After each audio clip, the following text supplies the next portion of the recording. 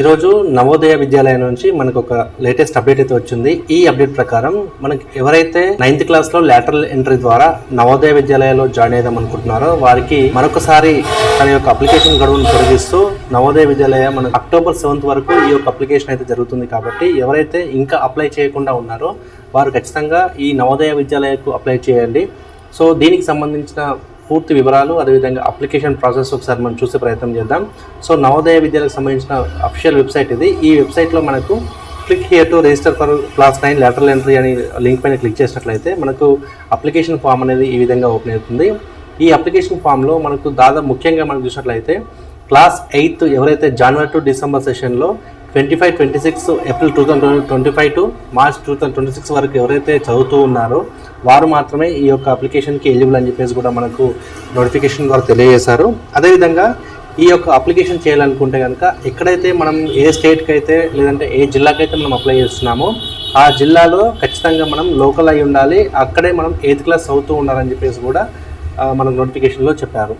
So ఇక్కడ మనం చూసినట్లయితే దాదాపు మనకు ఒకవేళ తెలంగాణలో అప్లై చేద్దాం అనుకున్నాం అనుకోండి, తెలంగాణలో మనం ఏ జిల్లాకు అప్లై చేస్తున్నామో ఆ యొక్క జిల్లాలో ఖచ్చితంగా 8th క్లాస్ చదువుతూ ఉండాలి అనేది మనకు బేసిక్ రూల్. ఒక జిల్లాను తీసుకుంటే ఆ జిల్లాలోనే ఖచ్చితంగా ఉండాలి. మనం చదువుతున్న జిల్లా ఒకటి ఉంది, మళ్ళీ వేరే జిల్లాకు అప్లై చేసాం అనుకోండి ఆటోమేటిక్గా అది మనకు అప్లికేషన్ అనేది తీసుకోదు.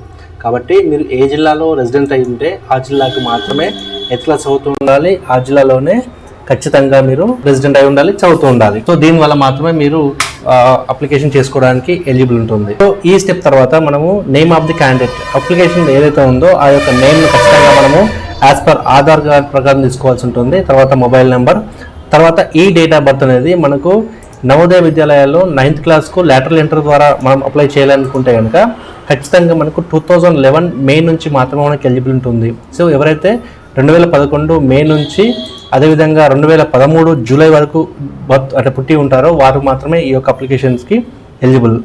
సో అదేవిధంగా ఇక్కడ ఈమెయిల్ ఐడి, తర్వాత మదర్స్ నేమ్, అదేవిధంగా ఫాదర్ నేమ్, అదేవిధంగా నేషనాలిటీ ఇండియా ఉంటుంది, ఖచ్చితంగా ఇండియన్. తర్వాత మోల్స్ అనమాట, ఇవి ఐడెంటిఫికేషన్ మార్క్స్ వచ్చేసి మనకు మోల్స్ కాబట్టి మోల్స్ ఎక్కడైతే క్యాండిడేట్కి ఉంటాయో ఆ యొక్క మోల్స్ మనం ఇక్కడ మెన్షన్ చేయాల్సి ఉంటుంది. సో అదేవిధంగా మేల్ అయితే మేల్, అదేవిధంగా ఫీమేల్ అయితే ఫీమేల్, అదేవిధంగా ట్రాన్స్జెండర్ అయితే ట్రాన్స్జెండర్, ఏదైతే మనకు జెండర్ ఉందో ఆ జెండర్ ప్రకారం ఇక్కడ తీసుకోవాల్సి ఉంటుంది. తర్వాత క్యాస్ట్ కేటగిరీ, ఇక్కడ మనకి జనరల్, ఎస్సీ, ఎస్టీ, ఓబీసీ ఉంటుంది. ఖచ్చితంగా మీరు ఏ క్యాస్ట్కి అయితే చెంది ఉంటారో ఖచ్చితంగా ఈ యొక్క క్యాస్ట్ని మనం ఇక్కడ మెన్షన్ చేయండి. సో అదేవిధంగా పే అడ్రస్ అనమాట, ఇది ఈ ప్రజెంట్ మనం ఎక్కడైతే ఉంటున్నామో దాని యొక్క హౌస్ నెంబర్, తర్వాత విలేజ్ నేమ్, అదేవిధంగా మండల్ నేమ్, ఇక్కడ మనకి పిన్ కోడ్, ఈ యొక్క డీటెయిల్స్ మొత్తం కూడా మనం ఇక్కడ మెన్షన్ చేయాల్సి ఉంటుంది. ఒకవేళ ఎవరైనా డిజబిలిటీ ఉంటే, డిజబిలిటీలో మనకి ఏదైనా ఆర్థోపెడిక్ కానీ విజువల్ కానీ హియరింగ్ కానీ ఉంటే వారి యొక్క డీటెయిల్స్ని ఇక్కడ తీసుకోవచ్చు. ఒకవేళ పర్సంటేజ్ ఉంటే ఆ పర్సంటేజ్ ఎంత అని చెప్పేసి ఇక్కడ మనం మెన్షన్ చేయాలి.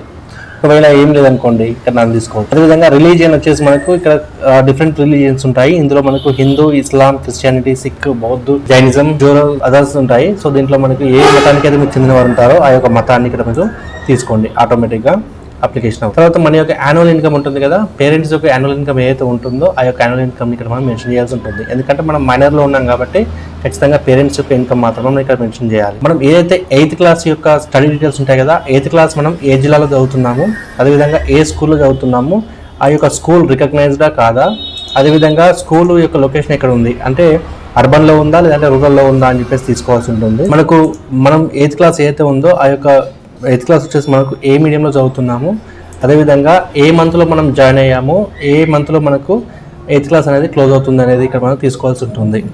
ఆ తర్వాత క్యాండిడేట్కి సంబంధించిన ఫోటో, అదేవిధంగా క్యాండిడేట్కి సంబంధించిన సిగ్నేచర్, అదేవిధంగా క్యాండిడేట్ యొక్క పేరెంట్కి సంబంధించిన సిగ్నేచర్, అది మదర్ కావచ్చు, ఫాదర్ కావచ్చు, ఎవరిదైనా కూడా సిగ్నేచర్. సో ఇది మనకు ఆన్లైన్ అప్లికేషన్ ప్రాసెస్. సో మీకు ఎవరికైనా అప్లికేషన్ చేయాలనుకున్నా కూడా లేదంటే ఏదైనా డౌట్స్ ఉన్నా కూడా ఖచ్చితంగా మాకు కామెంట్ సెక్షన్లో తెలియజేయండి, మీకు మరింత హెల్ప్ చేస్తాం.